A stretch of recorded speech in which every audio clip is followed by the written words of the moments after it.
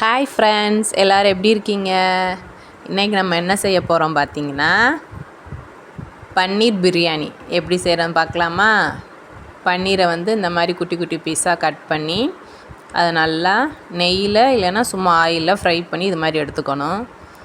அதுக்கு வெங்காயம், தக்காளி, கருவேப்பிலை, கொத்தமல்லி, புதினா, இஞ்சி பூண்டு பேஸ்ட்டு இது ஃபுல்லாக தாளிக்கிறதுக்கு பட்டை, சோம்பு, கிராம்பு, ஏலக்காய் எல்லாமே எடுத்து வச்சுக்கணும்.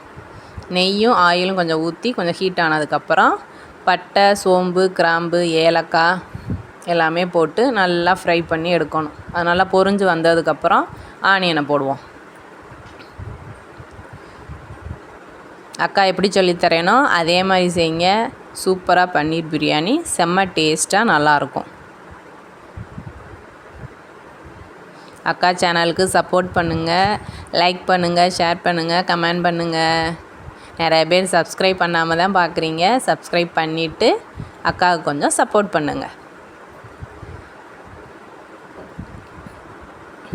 வெங்காயம் இந்த மாதிரி போட்டு நல்லா வதக்கிக்கணும், கோல்டு கலர் வர வரைக்கும்.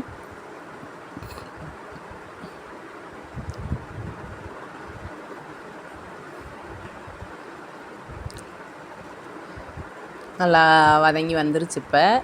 இப்போ இதில் பச்சை மிளகா, தக்காளி, கருவேப்பிலை, கொத்தமல்லி, புதினா எல்லாத்தையுமே போட்டு நல்லா அதையும் ஃப்ரை பண்ணி எடுத்துருவோம், நல்லா வதக்கி எடுத்துருவோம்.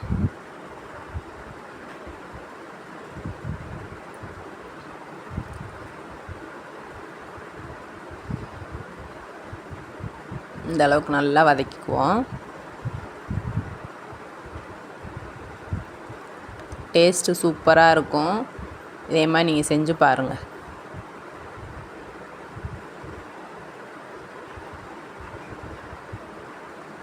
இந்த அளவுக்கு நல்லா வதக்குனதுக்கப்புறம் இஞ்சி பூண்டு பேஸ்ட்டு ஒரு ஸ்பூன் போட்டுக்குங்க. அதையும் நல்லா வதக்கிக்குவோம். எல்லாமே நல்லா வதங்கணும்.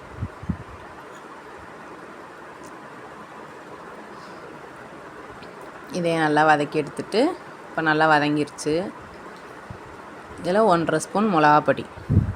உங்களுக்கு காரம் எப்படி வேணுமோ அந்தளவுக்கு பார்த்து நீங்கள் வச்சுக்கோங்க.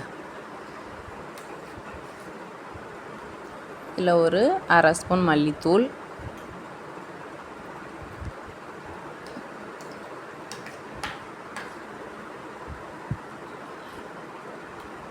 பிரியாணி தூள் வீட்டில் அரைச்சதான், அது 1 ஸ்பூன். அதையும் போட்டு நல்லா அப்படியே ஒரு கிண்டு கிண்டி எடுக்கணும். வெங்காயம், தக்காளி எல்லாம் அதிலே இந்த மசாலாவும் சேர்ந்து நல்லாயிருக்கும் ஃப்ளேவர்.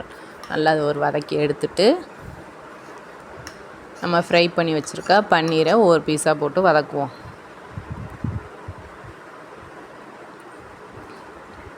இப்போ இது நல்லா வதங்கிருச்சு. இப்போ நம்ம ஃப்ரை பண்ணி வச்சுருக்க பன்னீரை ஒவ்வொன்றா அதில் போட்டு அந்த மசாலா ஃபுல்லாக அப்படி லைட்டாக கிண்டி விடணும்.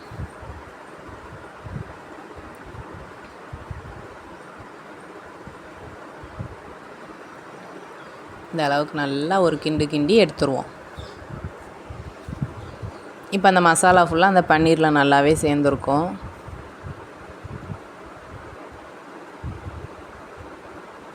கொஞ்சம் நேரம் அந்த மசாலாவில் அப்படி கொஞ்சம் நேரம் வதங்கட்டும்.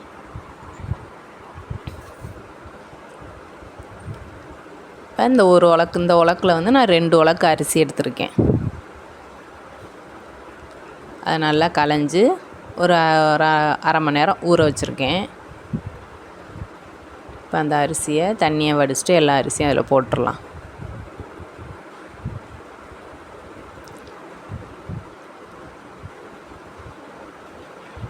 அரிசி உடையாமல் மேலாப்பில் அப்படி கிண்டி விடணும்.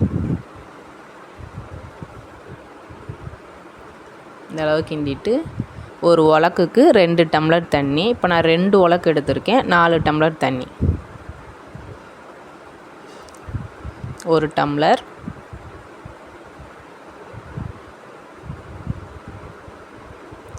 2,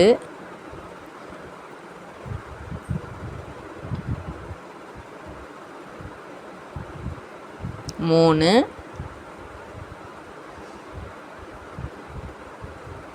4 டம்ளர். அக்கா கரெக்டாக 4 டம்ளர் தண்ணி ஊற்றிட்டேன்னா இதை லைட்டாக அப்படி கிண்டி விட்டுறணும்.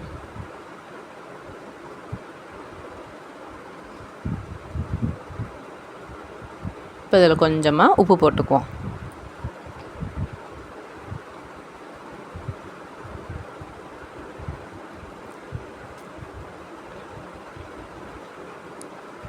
இந்த அளவு உப்பு போட்டுட்டு அதையும் லைட்டாக ஒரு கிண்டி எடுத்துக்குவோம். ஃபோர்ஸாக போட்டு அப்படியே கூழு மாதிரிலாம் கிண்டக்கூடாது. லைட்டாக மேலாப்பில் அடி கொடுத்து அப்படி கிண்டணும், போதும். இப்போ தான் அரிசி உடையாமல் இருக்கும்.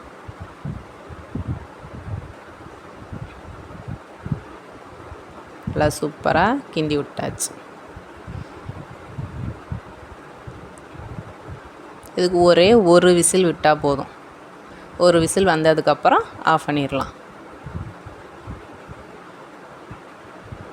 கண்டிப்பாக நீங்கள் செஞ்சு பார்த்துட்டு எப்படி இருக்குன்னு எனக்கு கமெண்ட் பண்ணுங்கள். கொஞ்சமாக கொத்தமல்லி போட்டு ஒரு ஸ்பூன் நெய் மேலே லைட்டாக.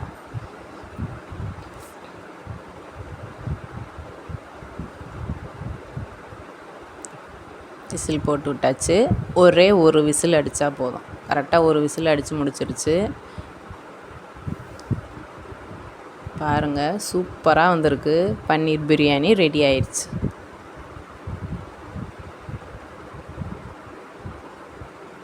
அரிசி பாருங்கள், உதிரியாக இருக்குது, ஒட்டாமல். பன்னீரும் பாருங்கள் எவ்வளோ சாஃப்டாக நல்லா இருக்கும் பாருங்கள்.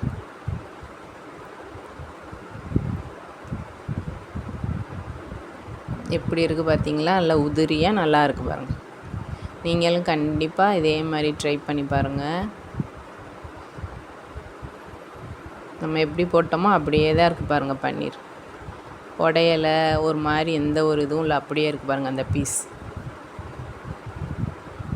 நீங்களும் கண்டிப்பாக ட்ரை பண்ணி பாருங்கள். அக்கா சேனலுக்கு சப்போர்ட் பண்ணுங்கள், லைக் பண்ணுங்கள், ஷேர் பண்ணுங்கள், கமெண்ட் பண்ணுங்கள். நம்மளுடைய சூப்பரான பன்னீர் பிரியாணி ரெடி. ஓகே, பாய்.